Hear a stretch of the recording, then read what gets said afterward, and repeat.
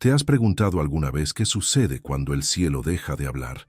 Imagina vivir en una tierra donde las promesas divinas parecían ecos lejanos, donde el altar ya no ardía con fuego puro y los profetas se habían convertido en recuerdos. Ninguna visión, ningún susurro, ningún llamado, solo silencio. Así comenzó el período más misterioso y angustiante para el pueblo de Israel.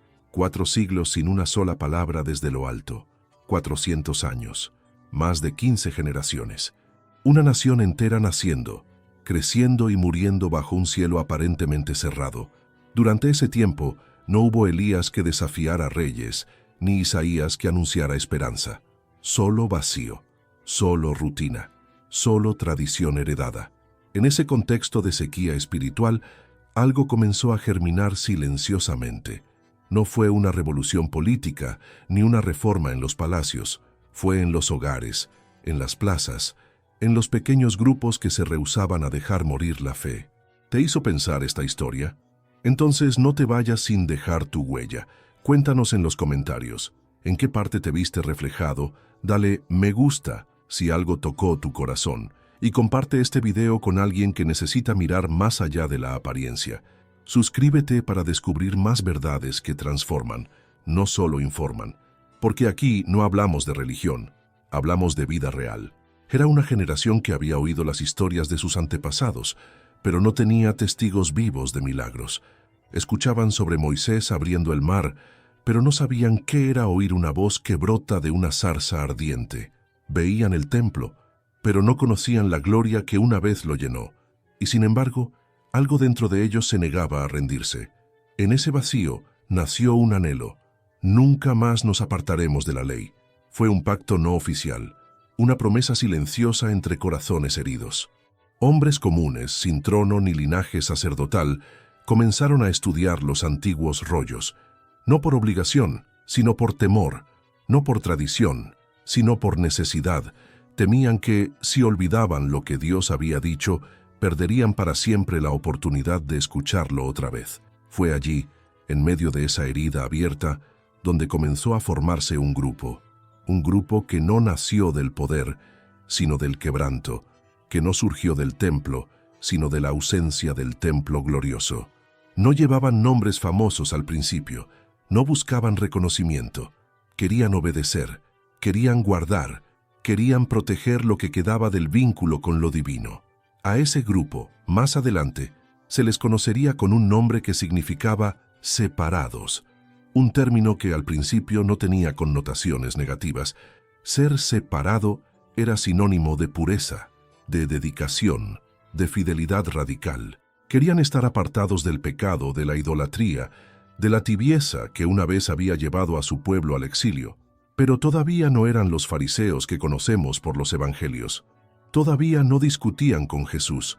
Todavía no se sentían jueces del mundo. En esta etapa, eran hombres sinceros buscando una dirección. Y por un breve instante en la historia, ese deseo fue genuino, casi santo. Sin embargo, algo se estaba gestando que ellos mismos no percibían.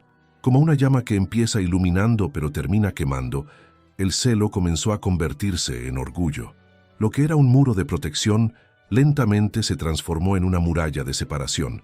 Pero no adelantemos la historia. En este capítulo no hablamos aún de confrontaciones, ni de hipocresía, ni de condenas. Hablamos del silencio que duele, de un pueblo esperando un eco del cielo. Hablamos de hombres que decidieron hacer algo mientras otros se resignaban al olvido. De aquellos que pensaron que la solución era estudiar más, orar más, ayunar más, como si el esfuerzo pudiera forzar a Dios a volver a hablar. Y es aquí donde nace la paradoja más profunda, porque mientras ellos intentaban acercarse al Creador a través de la devoción sin saberlo, comenzaban a edificar un sistema que pronto se convertiría en una barrera, un sistema donde la forma reemplazaría al fondo, donde el conocimiento supliría al encuentro, donde las reglas se volverían más importantes que la relación. Pero en ese momento, todavía era solo un eco, una sombra de lo que vendría, una intención noble que aún no se había corrompido.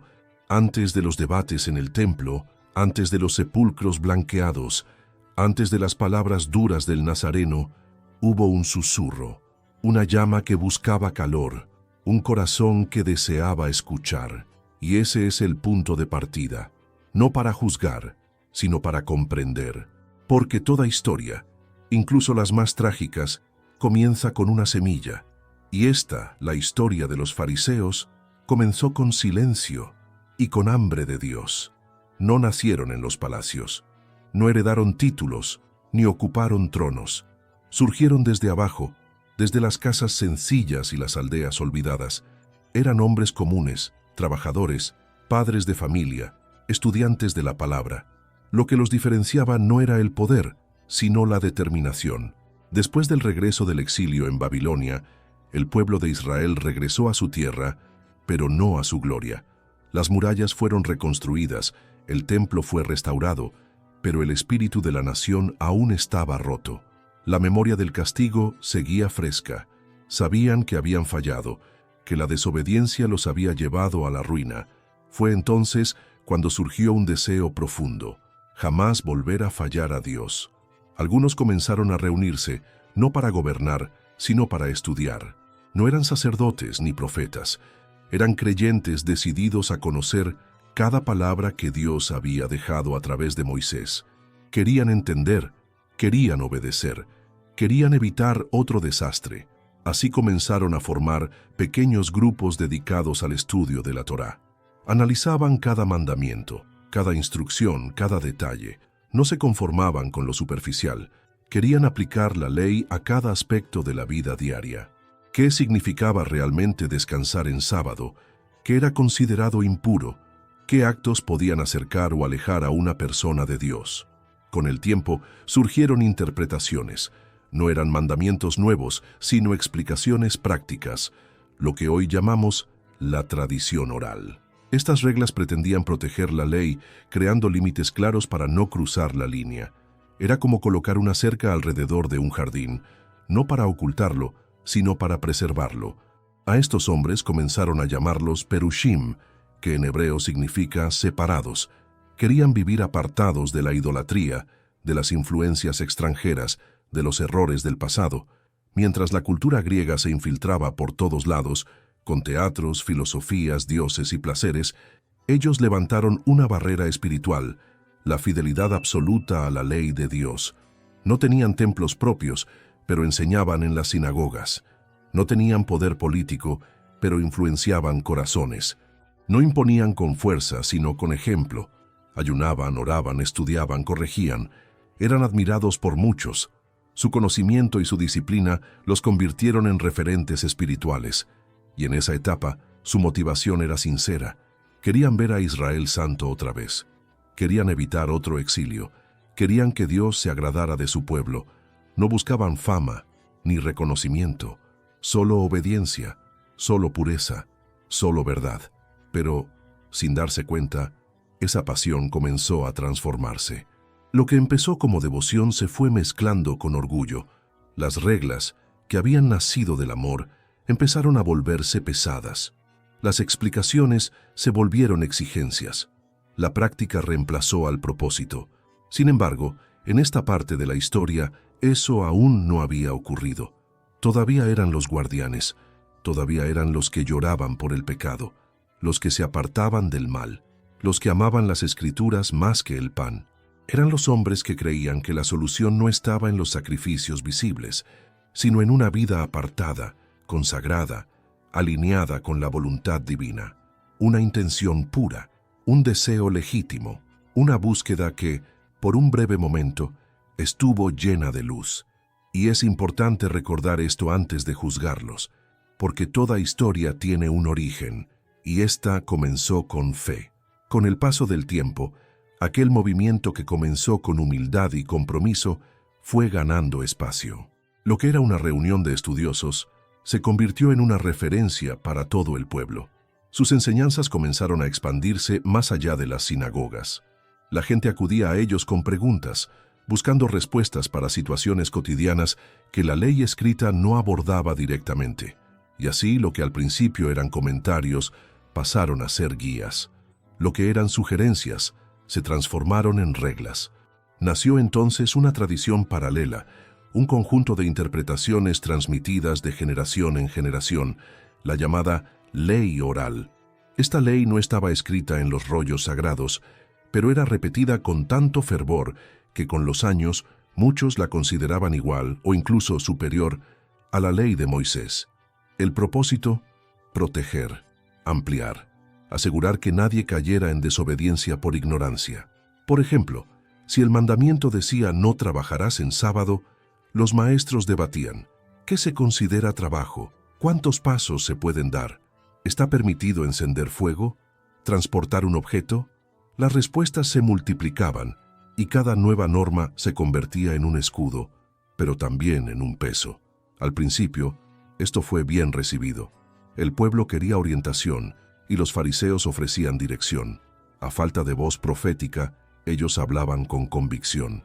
A falta de manifestaciones divinas, ofrecían orden.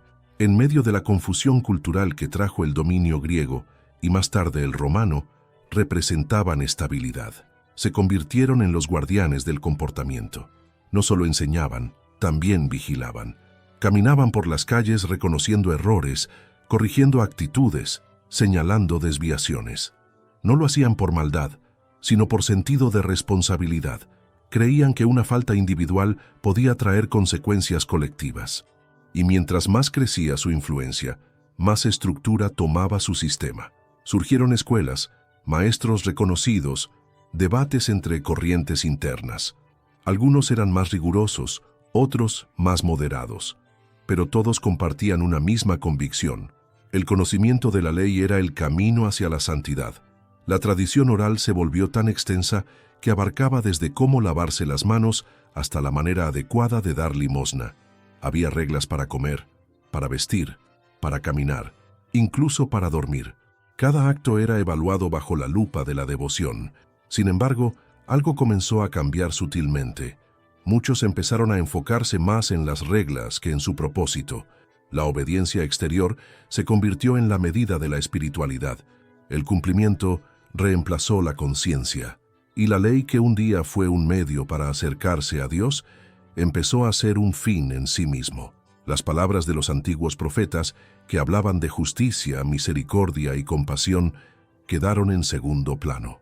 El énfasis ahora estaba en la precisión del ritual, en la perfección de la forma, en la corrección de la conducta externa.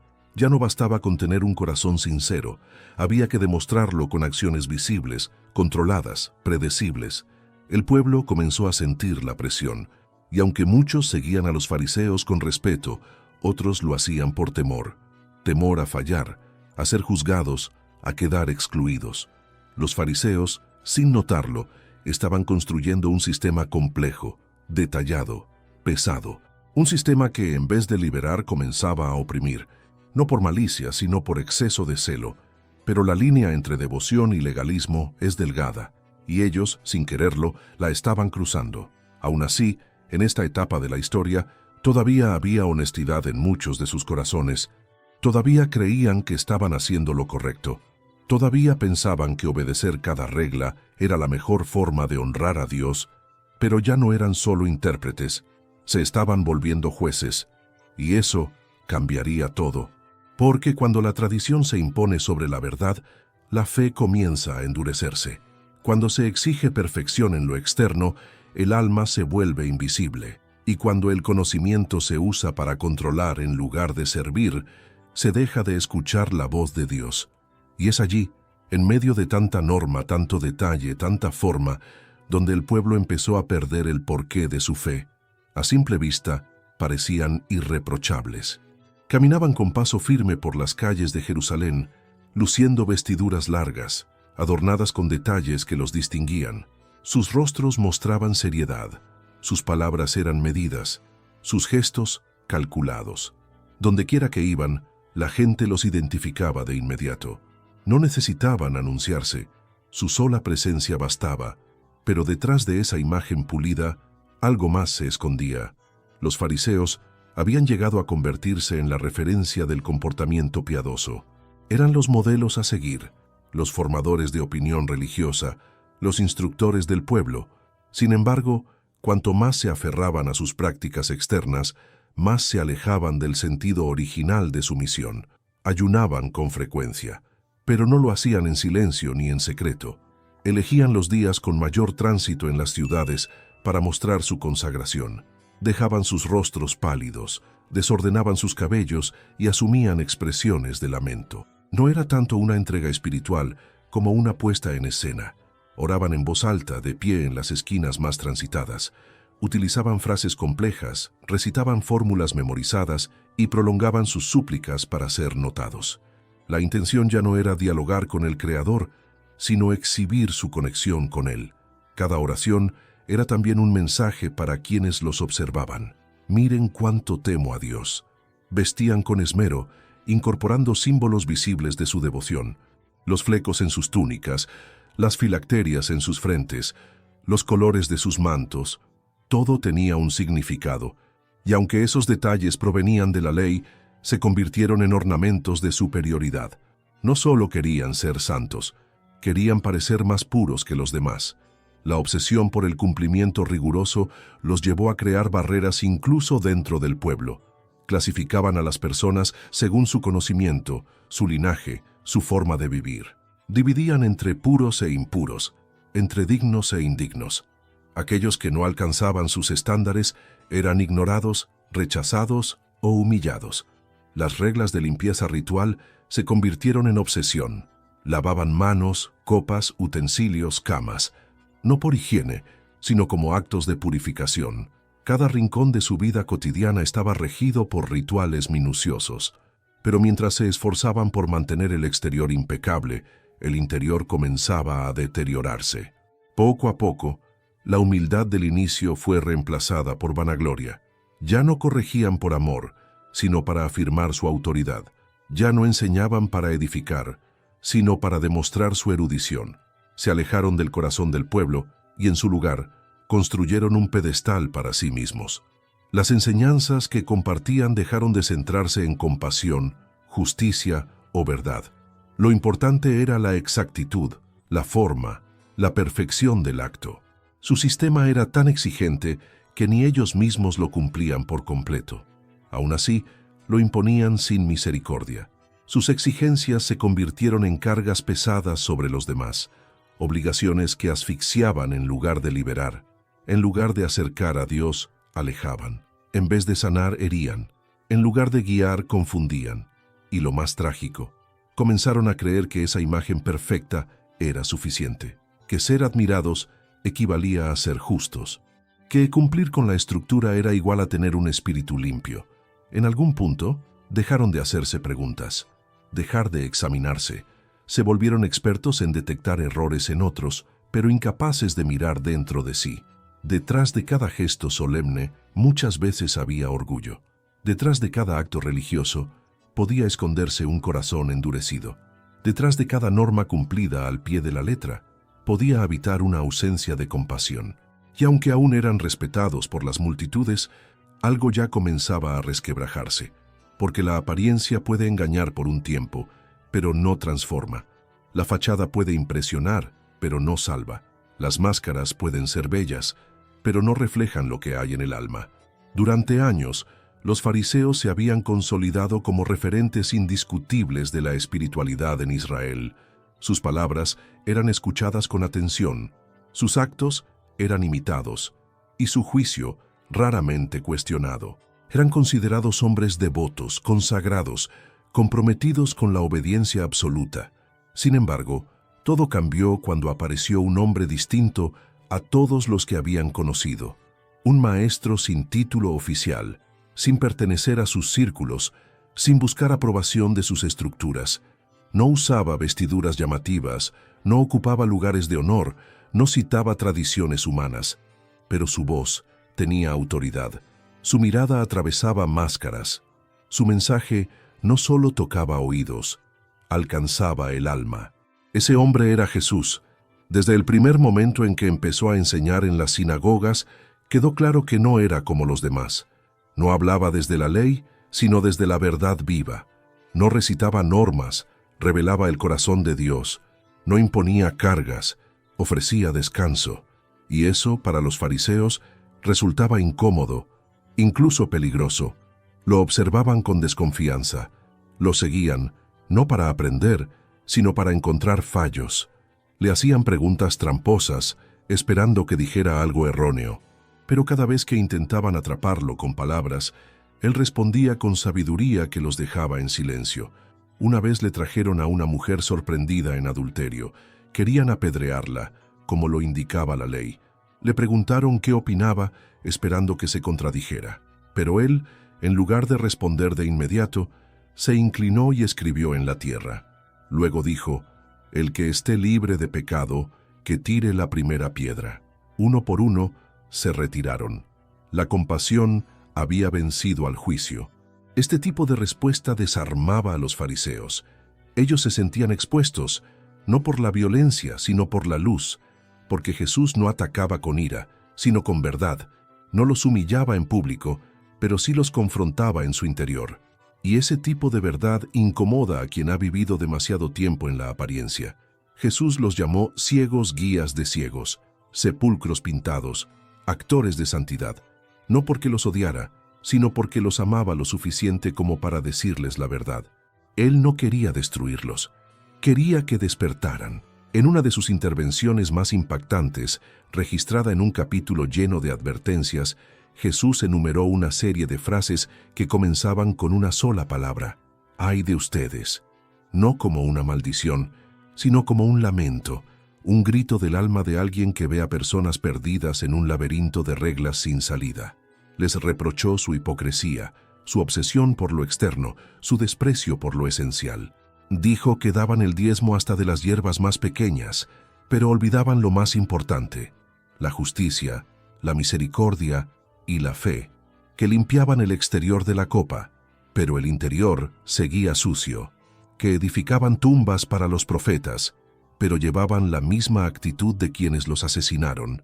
Estas palabras no eran ataques políticos, eran rayos de claridad, eran un espejo mostrando el rostro real, y aunque algunos se ofendieron, otros comenzaron a cuestionarse. El pueblo, que siempre había admirado a los fariseos, empezó a notar el contraste. Veían a Jesús sanar en sábado, abrazar a los marginados, comer con pecadores, y aún así, hablar de Dios con una cercanía que nunca habían visto. Mientras los fariseos imponían normas, Él ofrecía un camino. Mientras ellos hablaban de exclusión, Él anunciaba un reino abierto. Este encuentro entre la religiosidad y la gracia no fue casual. Era necesario, porque no se trataba solo de una disputa teológica. Era una batalla por el alma del pueblo, y en medio de esa tensión, cada persona tenía que elegir: seguir un sistema que ofrecía prestigio, pero no transformación, o escuchar una voz que llamaba al arrepentimiento y prometía vida nueva. Jesús no vino a abolir la ley, vino a cumplirla, pero también vino a liberarla del peso muerto que le habían puesto encima. Vino a recordarle al pueblo que Dios no busca rituales vacíos, sino corazones rendidos. Y frente a esa verdad, las máscaras comenzaron a resquebrajarse. No todos cerraron sus oídos. En medio del ruido religioso, del orgullo disfrazado de devoción, hubo quienes sintieron algo distinto cuando Jesús hablaba. No se trataba solo de lógica, ni de interpretación. Era como si al escuchar sus palabras una puerta olvidada dentro del alma se abriera lentamente. Uno de ellos fue Nicodemo. Era un hombre instruido, miembro del Sanedrín, respetado entre los suyos. Su vida había estado dedicada al estudio de la ley y al seguimiento riguroso de las costumbres, pero algo en él no encontraba descanso. Había visto señales, había oído enseñanzas que no encajaban con lo habitual. Y un día, cuando el sol se ocultó y la ciudad dormía, decidió buscar respuestas. Fue de noche. No quería ser visto, no porque tuviera vergüenza, sino porque aún no entendía lo que su corazón comenzaba a intuir. Frente a frente con Jesús, lo llamó maestro, y reconoció que nadie podía hacer lo que él hacía si no venía de lo alto. Jesús no lo felicitó por su conocimiento, tampoco lo halagó por su posición. Le habló directo al alma: es necesario nacer de nuevo. Nicodemo quedó desconcertado. ¿Cómo un hombre ya adulto puede volver a empezar? Pero el mensaje era claro. No se trataba de religión, se trataba de transformación. No bastaba con entender. Era urgente renacer desde el interior. Aquel diálogo no fue una confrontación, sino una invitación, una chispa encendida en el corazón de un fariseo que buscaba más que respuestas. Buscaba verdad. Años después, Nicodemo reaparecería. Cuando la mayoría había huido, cuando los discípulos estaban dispersos, él estuvo allí. Junto a otro hombre llamado José de Arimatea, pidió el cuerpo de Jesús crucificado y lo preparó con dignidad para el entierro. Un acto silencioso, pero profundo. La fe que había germinado en secreto ahora daba frutos visibles. Otro caso fue Gamaliel, también fariseo, también miembro del Consejo Supremo. Era reconocido por su sabiduría, mentor de muchos jóvenes estudiosos. En una ocasión, cuando los primeros seguidores de Jesús fueron arrestados y juzgados por predicar en su nombre, muchos pedían condenarlos. Pero Gamaliel se levantó. Con calma, recordó al grupo que si aquella obra era humana, se desvanecería por sí sola. Pero si venía de Dios, luchar contra ella sería inútil. No se convirtió abiertamente, pero dejó claro que el discernimiento era más valioso que la prisa por castigar. Su voz trajo una pausa, y su consejo evitó una injusticia. Y luego está Saulo de Tarso, discípulo directo de Gamaliel, defensor apasionado de la ley, perseguidor de los que seguían a Jesús. Creía que actuaba en defensa de la verdad, pero en un camino polvoriento hacia Damasco, fue derribado por una luz que cegó sus ojos y abrió su corazón. Aquella voz que lo llamó no vino a acusarlo, sino a redirigirlo. ¿Por qué me persigues?, le preguntó el resucitado. Aquel encuentro cambió todo.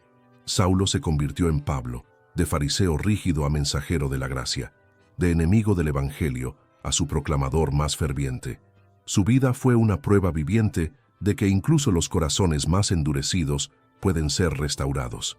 Estas historias no son excepción, son recordatorios, ecos de misericordia que atraviesan estructuras y religiosidad, porque incluso entre las sombras siempre hay quienes reconocen la luz cuando brilla frente a ellos. Todo sistema construido sobre apariencia eventualmente se derrumba. El día que muchos creyeron imposible finalmente llegó. El año era 70 d.C. Las calles de Jerusalén ardían, los muros caían bajo el peso de los soldados romanos, y el templo, orgullo de generaciones, fue consumido por el fuego. No quedó piedra sobre piedra. Aquello que durante siglos fue el centro espiritual del pueblo quedó reducido a cenizas. Pero esta tragedia no ocurrió de la noche a la mañana. Fue el resultado de una larga cadena de rechazos, decisiones erradas, alianzas políticas y corazones endurecidos. Las advertencias habían sido claras. Las señales estaban ahí. Aún así, fueron ignoradas. Con la caída del templo, desaparecieron los sacrificios, las funciones sacerdotales y toda la estructura ritual que había sostenido la vida religiosa judía por siglos. El sonido del shofar dejó de escucharse en los atrios. Los peregrinos dejaron de llegar. El altar quedó destruido. Era como si una era hubiera terminado de forma repentina y brutal. Los fariseos, que durante años habían influido desde fuera del templo, ahora enfrentaban un dilema. Su voz seguía viva, pero su contexto desaparecía.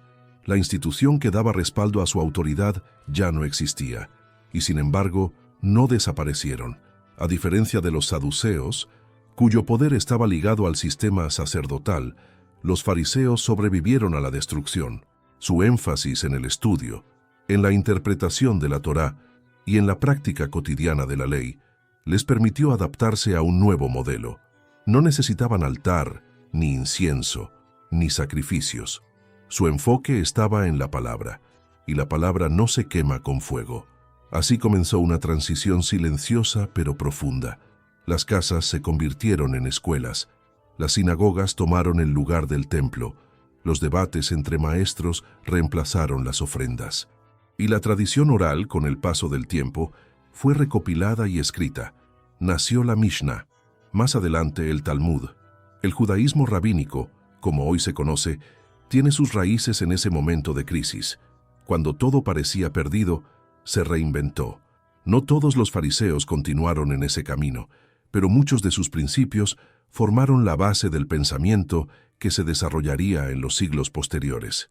Sin embargo, es importante distinguir entre la intención y la dirección, porque aunque el conocimiento fue preservado, el corazón del mensaje seguía en riesgo de ser olvidado.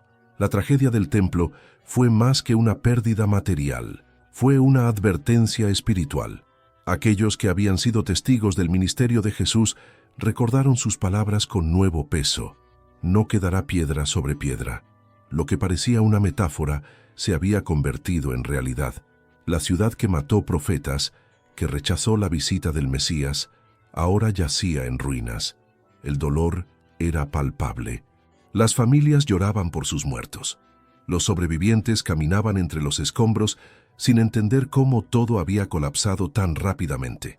El oro del templo fue saqueado, las columnas destruidas, los registros perdidos. Pero a pesar del caos, algo permanecía: la necesidad de redescubrir el propósito. No era suficiente con reconstruir muros, había que restaurar el espíritu. La caída del templo también marcó el fin de la era de los sacrificios. Sin altar, ya no había expiación ritual. Sin sacerdocio, ya no había intercesión institucional. ¿Qué quedaba entonces? Una pregunta que muchos se hicieron mientras miraban el humo elevarse sobre Jerusalén. ¿Dónde está Dios ahora? Y la respuesta no estaba en una estructura, sino en una promesa. Porque aunque el templo fue destruido, la presencia divina no puede ser confinada a un edificio. Aquel que una vez caminó entre los hombres había anunciado un nuevo camino, una nueva forma de conexión, un nuevo pacto. El colapso fue doloroso, pero también necesario, porque a veces, solo cuando lo externo se quiebra, lo eterno puede revelarse. Las historias antiguas no solo nos hablan del pasado, nos hablan de nosotros, nos enfrentan, nos desafían, y pocas lo hacen con tanta fuerza como la de los fariseos. Durante siglos su nombre ha sido sinónimo de falsedad, de religiosidad vacía, de legalismo sin alma. Pero al repasar su historia completa, lo que vemos no es una caricatura malvada, sino una advertencia seria, un reflejo que muchos prefieren evitar. Los fariseos no comenzaron mal. Su origen fue noble. Querían preservar la identidad espiritual de su nación, proteger al pueblo del error, honrar a Dios en cada aspecto de la vida. Pero en el camino, algo esencial se perdió. Lo que fue pasión se convirtió en pretensión. Lo que era celo terminó en orgullo. Lo que debía ser devoción se transformó en espectáculo. Y ese desvío es más común de lo que imaginamos. Vivimos en tiempos distintos, con culturas, lenguas y desafíos diferentes. Pero el corazón humano sigue siendo el mismo. El deseo de reconocimiento, la tendencia a juzgar al otro, la necesidad de sentirnos superiores por nuestras obras, no han desaparecido. Se visten de formas nuevas, pero operan con el mismo mecanismo. Hoy ya no hay templos dorados ni túnicas bordadas. Pero hay plataformas, micrófonos, vitrinas digitales donde muchos buscan parecer espirituales, aunque su interior esté desnutrido. El riesgo de convertir la fe en una performance sigue latente. Y esa es quizá la mayor lección que los fariseos nos dejan. La distancia entre aparentar y ser es peligrosa y seductora. La espiritualidad auténtica no necesita aplausos. La humildad no busca audiencia. La obediencia genuina no se mide por rituales cumplidos, sino por frutos visibles de amor, justicia y verdad. Lo que Jesús denunció no fue el deseo de santidad, sino la hipocresía. No condenó la disciplina, sino la doble cara. Él confrontó el teatro de la religión sin compasión, no para humillar, sino para despertar, porque mientras más hermosa es una máscara, más difícil es quitársela.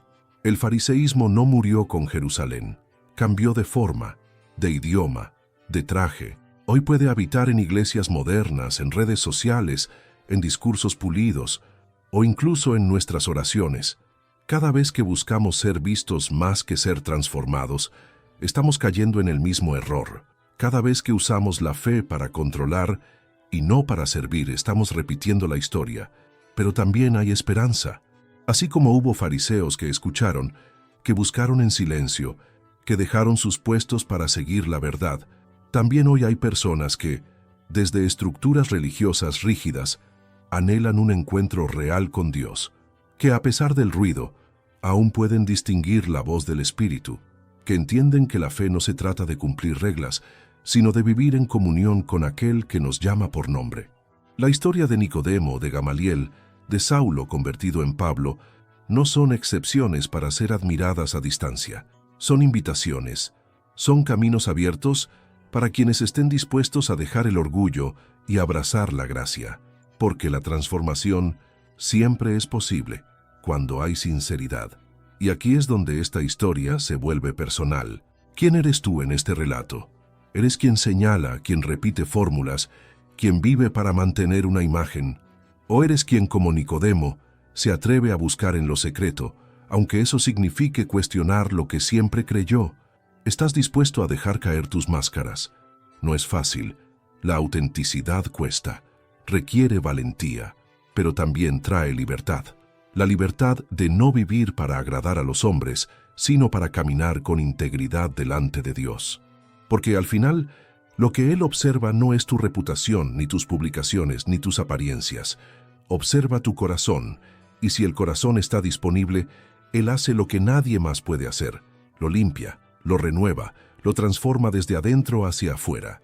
Los fariseos esperaban un Mesías glorioso, rodeado de poder, que confirmara su sistema, pero recibieron a un carpintero humilde, que se sentaba con pecadores y hablaba del reino como un tesoro escondido. No lo reconocieron, no porque no tuvieran información, sino porque su orgullo les impidió verlo. Nos está pasando lo mismo hoy. Estamos tan ocupados defendiendo estructuras, agendas y dogmas, que a veces olvidamos mirar al centro, a Cristo, y no a Cristo como concepto, como símbolo, como adorno de discurso, sino a Cristo como presencia viva, como Maestro presente, como voz que sigue diciendo: «Aprended de mí, que soy manso y humilde de corazón». El espejo de los siglos está delante de nosotros. La pregunta no es qué hicieron los fariseos, la pregunta es, ¿estamos haciendo lo mismo? Religión sin compasión, rutina sin propósito, palabras sin acción. El templo cayó, pero el mensaje permanece. La tradición puede ser útil, pero nunca debe reemplazar al encuentro. El conocimiento es valioso, pero sin amor no sirve de nada. La historia de los fariseos no es solo un episodio antiguo, es una advertencia eterna. Una voz que resuena a través del tiempo diciendo: no te conformes con parecer, busca ser,